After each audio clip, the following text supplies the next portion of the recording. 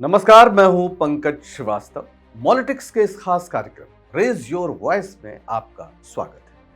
अब तक आपको बांग्लादेश की खबर तो मिल ही गई होगी। खबर क्या मिल गई होगी, आप यूं कहें कि आप खबरों के तूफान के बीच में होंगे।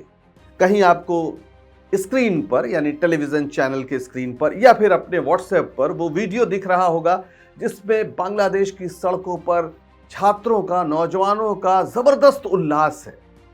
वहाँ के जिन्हें हम बंग बंधु कहते हैं, एक तरह से राष्ट्रपिता शेख मुजीबुर रहमान, उनकी प्रतिमाओं को तोड़ते हुए भी हम देख रहे होंगे।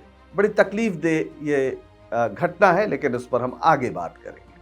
आप ये भी देख रहे होंगे कि वहाँ पर मंदिरों पर यानी बांग्लादेश के अल्पसंख्यकों पर हमले हुए, ये भी आप देख रहे होंगे। और दूसरी ओर ऐसे तमाम नौजवान हजारों की तादाद में आकर सड़कों पर गीत गा रहे हैं, अपनी जन्मभूमि की मुक्ति का जश्न मना रहे हैं। ये उस सरकार के खिलाफ गुस्से की इंतहा है जो सरकार अभी कुछ समय पहले इसी साल चुनकर आई थी, लगातार चौथी बार चुनकर आई थी। लेकिन प्रधानमंत्री शेख हसीना को देश छोड़कर जाना पड़ा। आर्मी के हेलीकॉप्टर से वो भारत आ गई और यहां से भी कहा जा रहा है कि वे कहीं और जाएंगी जहां शरण लेंगी। लेकिन असल बात यह है कि बांग्लादेश में ऐसा हुआ क्यों और भारत को क्या इससे कोई सबक लेना चाहिए। बांग्लादेश में बात शुरू हुई थी रिजर्वेशन से। शेख हसीना ने या उनकी सरकार ने जो ये फैसला किया था कि जो स्वतंत्रता सेनानी थे उनके बच्चों को और फिर उनके तीसरी पीढ़ी को भी रिजर्वेशन दिया जाए, उसके खिलाफ लोगों का जो गुस्सा, नौजवानों का जो गुस्सा था, वो बढ़ते बढ़ते यहां तक आया कि शेख हसीना के इस्तीफे की बात प्रमुख हो गई। हालांकि ये फैसला टल गया था, सुप्रीम कोर्ट से भी इसे वापस लेने की बात कही गई थी, सरकार भी बैकफुट पर थी, लेकिन बात यहां तक बढ़ गई कि शेख हसीना को इस्तीफा देना होगा। यह मुद्दा मुख्य हो गया, यानी बहुत से राजनीतिक ताकतें जो विपक्ष की थी, अवामी लीग के विपक्ष की थी, वो भी इसमें शामिल हो गई। इसलिए भी यह महत्वपूर्ण है कि लंबे समय से उन्हें कोई मौका नहीं मिला था। लोकतांत्रिक ढंग से चुनकर आई शेख हसीना ने अपने विपक्ष के साथ ऐसा व्यवहार किया जैसे वो देशद्रोही है। अब इसकी आलोचना हो रही है। यहां तक कि जो पिछला चुनाव हुआ, उस चुनाव में भी काफी रिगिंग हुई और दुनिया के तमाम देशों ने उस पर सवाल उठाए। लेकिन शेख हसीना बजिद थी कि जो भी आंदोलनकारी हैं उन्हें वे बांग्लादेश का दुश्मन करार दे रही थी। जब मैं ये सब कह रहा हूं तो क्या आपके दिमाग में, आपके कान में कुछ और तो नहीं बज रहा, यानी भारत की तस्वीर तो नहीं उभर रही। यहां पर भी एक ऐसी सरकार है जो अपने विरोधियों को देशद्रोही बताती है, जो आंदोलनकारियों को जेल में डालने में ज्यादा प्रसन्नता का अनुभव करती है। और इसलिए बांग्लादेश में जो कुछ हुआ और भारत में जिस तरह से बेरोजगारी की स्थिति है, उन दोनों की तुलना करते हुए यहां पर भी इस तरह की बातें कही जा रही हैं। हमारे पॉलिटिक्स के जो कार्टूनिस्ट हैं राकेश रंजन, उन्होंने भी एक कार्टून बनाया जिसमें एक झोला लटका है और मोदी जी उसकी ओर देख रहे हैं और कोई कह रहा है कि जब से बांग्लादेश की खबर आई है, यानी शेख हसीना का बांग्लादेश छोड़ने की खबर आई है, ये इस झोले को देख रहे हैं। दरअसल कभी मोदी जी ने कहा था कि वे झोला उठाकर चल देंगे, वे तो फकीर हैं। बहरहाल उसकी याद दिलाई जा रही।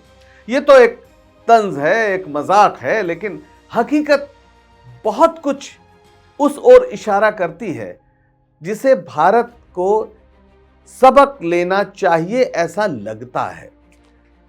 भारत में भी बेरोजगारी का जो हाल है वो बेइंतहा है। इस समय 45 सालों की सबसे बड़ी बेरोजगारी है। पिछले दिनों का आंकड़ा आया जिसमें बताया गया कि जो रोजगार पाने की सबसे जरूरी उम्र होती है, सबसे महत्वपूर्ण उम्र होती है 21 से 25 वर्ष, उसमें 83% जो नौजवान हैं, यानी इस उम्र सीमा के बीच के 83% नौजवानों के पास कोई काम नहीं है। उनका गुस्सा भड़कता जा रहा है और ये कब सड़कों पर निकल आए, नजर आए, इसकी गारंटी कोई नहीं ले सकता। अभी लोगों को यकीन है कि शायद समस्या हल हो जाएगी, लेकिन अगर नहीं हुई तो बांग्लादेश में जो दृश्य है कहीं वो भारत में ना दिखे, ये चिंता हो रही।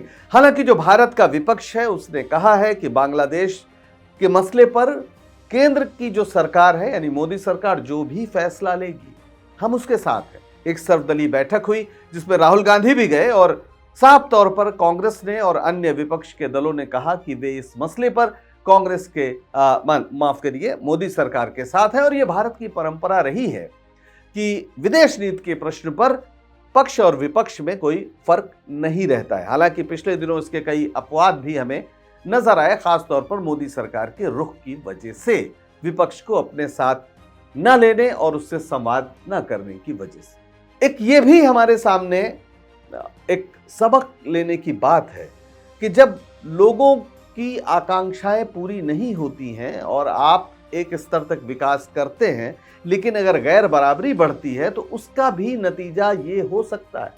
क्योंकि याद रखिए कि बांग्लादेश ने विकास दर के प्रश्न पर एक अच्छी खासी तरक्की हासिल की थी। कई मामलों में तो वो भारत से बेहतर माना जा रहा था। वहां का ग्रोथ रेट, वहां पर जिस तरीके से पर कैपिटा इनकम की बात हो रही थी, भारत को लोग कह रहे थे कि साहब बांग्लादेश आगे जा रहा है। लेकिन अब वहां पर जो स्थिति है वो बताती है कि जो विकास का फल था वो समाज के बड़े तबके को नहीं मिल रहा था। और कहीं ना कहीं वही स्थिति हो रही थी जिससे भारत में है कि यहां पर 1% लोगों के हाथ में जीडीपी का 40% संसाधन पहुंच गया है। गैर बराबरी बढ़ती है तो भी ऐसी स्थितियां होती हैं। आपकी आर्थिक समृद्धि में अगर रोजगार सृजन महत्वपूर्ण नहीं रहेगा तो फिर वही हाल होगा जो बांग्लादेश में हो रहा है। क्योंकि वहां पर भी जो शुरू में हम सुनते थे कि वहां पर खास तौर पर जो सूती वस्त्र उद्योग है उसको जिस तरह से तरक्की हासिल हुई थी वो बाद में नहीं हो पाई। और छोटे छोटे तमाम जो एनजीओस काम करते थे उनकी स्थिति बेहतर नहीं थी। यहाँ तक कि मोहम्मद यूनुस जो नोबेल प्राइज पाने वाले अर्थशास्त्री हैं, जिन्होंने वहाँ पर छोटे छोटे एनजीओस के जरिए एक बड़ी तरक्की का पूरा एक मॉडल खड़ा किया था, वो जेल में डाल दिए गए थे शेख हसीना की ओर से। आज उन्होंने अब कहा है कि अब देश आजाद हुआ है, लेकिन कट्टरपंथी ताकतें भी सर उठा रही। और इसीलिए जब शेख मुजीबुर रहमान पर, उनकी प्रतिमा पर हमला होता, उसे तोड़ा जाता है, तो डर लगता है कि आखिर ये बांग्लादेश को किस ओर ले जाएंगे। ये कुछ वैसा ही है जैसे भारत में कुछ ऐसे कट्टरपंथी हैं जो रात दिन महात्मा गांधी को गाली देते हैं, महात्मा गांधी के खिलाफ उनके पोस्टर पर गोलियां मारी जाती हैं। कई जगह तो महात्मा गांधी की प्रतिमाओं को तोड़ने की भी खबर हम सुन चुके हैं, तस्वीरें देख चुके हैं।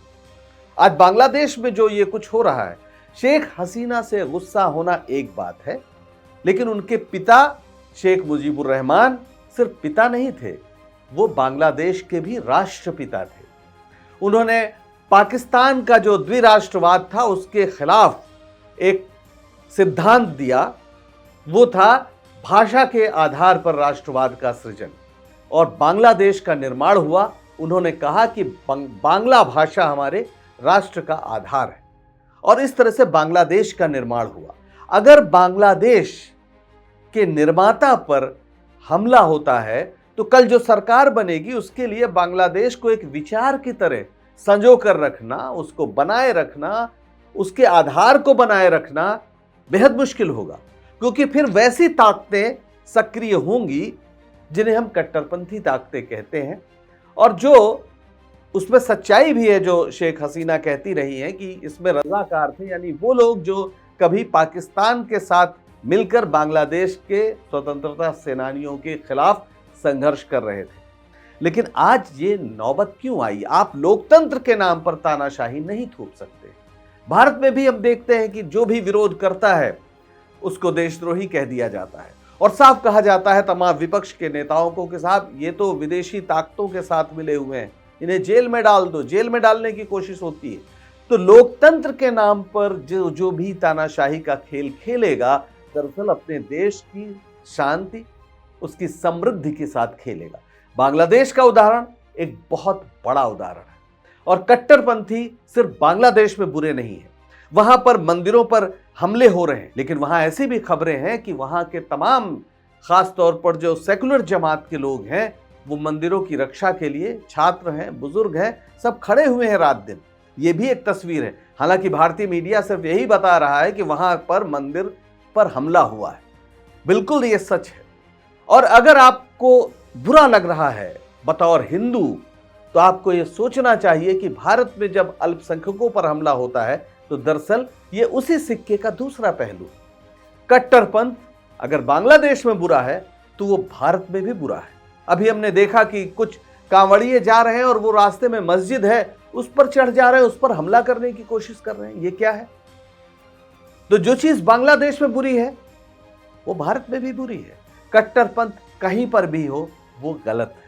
आज बांग्लादेश ने हमें चेताया है और इस देश की सरकार को सोचना चाहिए, खासतौर पर मोदी सरकार को, कि अगर वो रोजगार के सवाल को हल नहीं करेगी, अगर वो सांप्रदायिक शक्तियों को नियंत्रित करने के बजाय उनको हवा देगी, तो अंततः देश के नौजवानों का जो गुस्सा है वो सड़कों पर प्रलय बनकर टूटेगा और तब क्या होगा कोई नहीं जानता।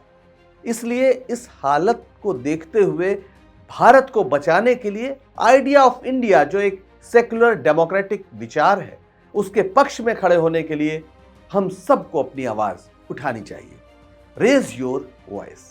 आज के लिए बस इतना ही। ये वीडियो आपको कैसा लगा हमें जरूर बताएं। पॉलिटिक्स को आप सब्सक्राइब करें, लाइक करें और इस वीडियो को शेयर करें। नमस्कार।